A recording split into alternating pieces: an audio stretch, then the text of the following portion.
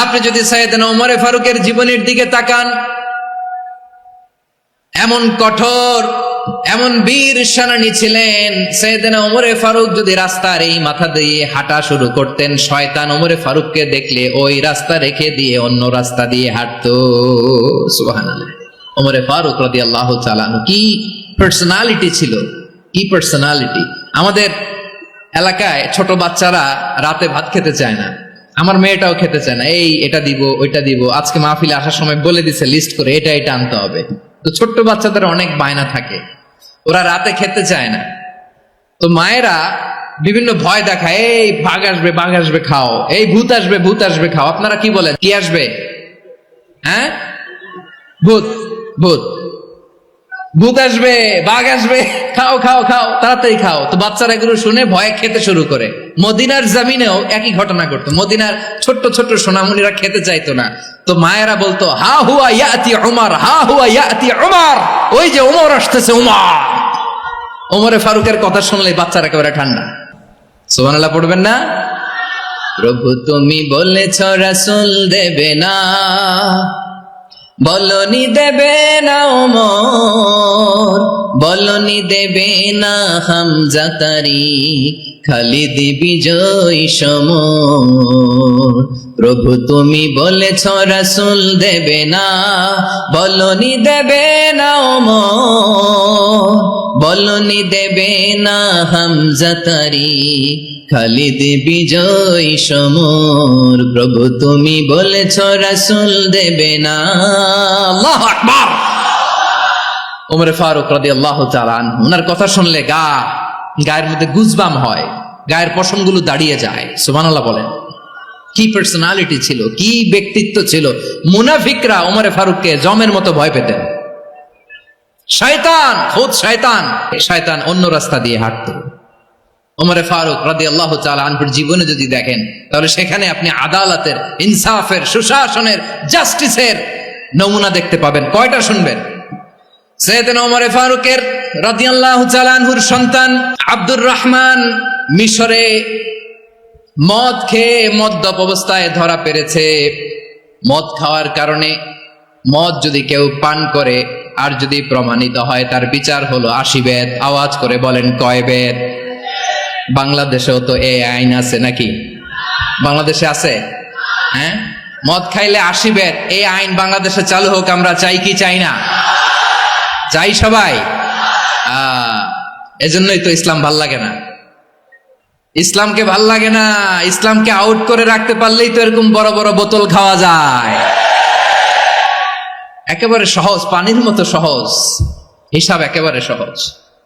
ওমরে ফারুক রাদিয়াল্লাহু তাআলা আনহুর ছেলে ভুল করে মদ পান করে ফেলেছিলেন। আব্দুর রহমান, ঘটনা ঘটেছে মিশরে। মিশরের গভর্নর তখন আমর ইবনে আস রাদিয়াল্লাহু তাআলা আনহু। আব্দুর রহমানের ভাই যে গভর্নরকে বলল, গভর্নর যদি একটু দয়া করেন, খলিফার ছেলে আমার ভাই আব্দুর রহমান মদ্যপ অবস্থায় ধরা পড়েছে, জনসম্মুখে যদি আপনি বেত্রাঘাত করেন আমাদের প্রেস্টিজ থাকে না, যদি 80 বেত আপনি মারেন আমার কোনো কথা নাই, কিন্তু ঘরের ভেতরে মারেন। আব্দুর রহমানের ভাইয়ের সুপারিশ শুনে সাইয়েদনা আমর ইবনে আস রাদিয়াল্লাহু তাআলা আনহু রাজি হয়ে গেলেন। ঘরের ভেতরে লোকচক্ষুর আড়ালে 80 বেত তিনি মানলেন। কিন্তু ঘটনাক্রমে এই কথা লুকিয়ে লুকিয়ে ঘরের ভেতরে 80 বেত মারার কথা সাইয়েদনা ওমর ফারুক মদিনা থেকে জানতে পারলেন। মদিনা থেকে তিনি ফরমান জারি করলেন, এই বিচার যেমনটি আমর ইবনে আস আদায় করেছে, এটা প্রকৃতপক্ষে আদায় হয় নাই। আসো সবাই মদিনায় আসো, আমর ইবনে আস মদিনায় আসো, আব্দুর রহমানও আসো, সবাই আসো, জনসম্মুখে এই বিচার কার্যকর করতে হবে। সাইয়েদনা ওমর ফারুক মসজিদে নববীর পিলারের মধ্যে নিজের ছেলেকে বাঁধলেন, আবার জনসম্মুখে 80টা বেত তার গায়ের মধ্যে মারলেন। মাজমুয়ে ফাতাওয়া ইবনে তাইমিয়া রাহিমাহুল্লাহ উনি এটা নকল করেছেন। এটা সবচেয়ে বিশুদ্ধ মত। আরো অনেক মত আছে, মারা গেছে কবরের উপর, ওগুলো বাদে দিলাম। কেমন খলিফা ছিলেন, কেমন খলিফা। পশ্চিমারা তোমরা জাস্টিস আমাদেরকে শেখাও, ইনসাফ কারে বলে, সুশাসন আমাদেরকে তোমরা শিখাও। ওমরে ফারুক রাদিয়াল্লাহু তাআলা ওইটাকে, ওই বিচারকে তিনি ধর্তব্য মনে করেন নাই। মদিনাতে এনে আবার জনসম্মুখে আবার ৮০ বেত মেরেছেন। মিশরে ওমরে ফারুক রাদিয়াল্লাহু তাআলা আনহু আমর ইবনুল আসকে গভর্নর করে পাঠালেন। সেখানে আমর ইবনুল আসের ছেলে একটা প্রতিযোগিতায় রানার আপ হয়েছে।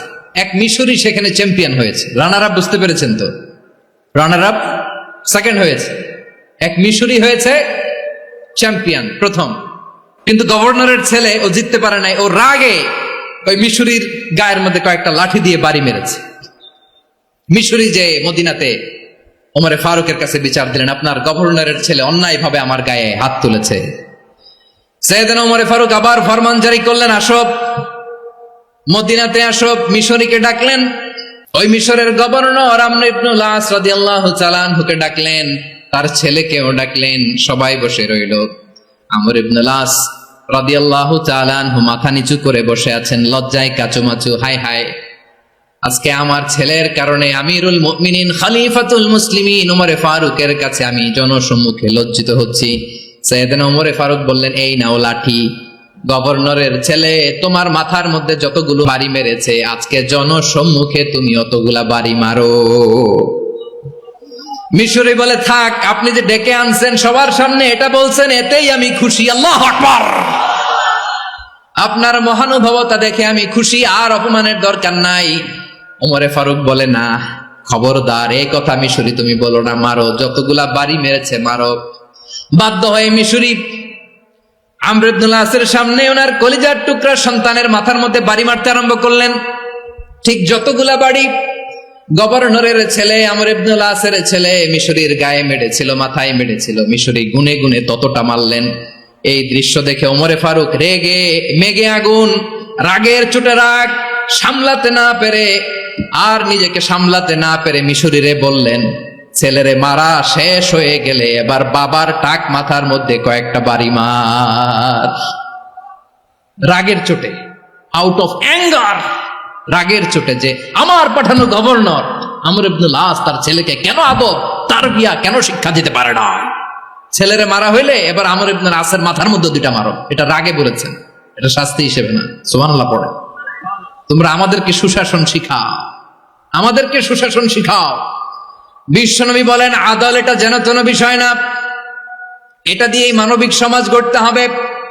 আল্লাহ তাআলা কিয়ামতের কঠিন ময়দানে, যেদিন স্বামী স্ত্রীকে চিনবে না, স্ত্রী স্বামীকে দেখে পালিয়ে যাবে, বন্ধু বন্ধুরে চিনবে না, পীর সাহেব মুরিদরে চিনবে না, মুরিদ পীর সাহেবরে চিনবে না, দলের কর্মী তার নেতারে চিনবে না, নেতা তার কর্মীরে চিনবে না, বন্ধু বন্ধুরে দেখে পালাবে। এই কঠিন মুহূর্তে সূর্যটা মাথার কাছে চলে আসবে, জমিনটা তামার জমিন হবে, আজকের জমিনের মতো নয়। মানুষ ঘর্মাক্ত, ক্লান্ত, শ্রান্ত মাথার মগজগুলো কানের ছিদ্র আর নাকের ছিদ্র দিয়ে বেয়ে বেয়ে পড়বে। বিশ্বনবী ফরমান, কিয়ামতের ওই কঠিন ময়দানে 7 শ্রেণীর ব্যক্তিকে রব্বুল আলামিন তার আরশের নিচে ছায়া দিবেন। তার মধ্যে প্রথম শ্রেণীর ব্যক্তি হলো ইমামুন আদিল। ইমামুন আদিল, ন্যায়পরায়ণ শাসক।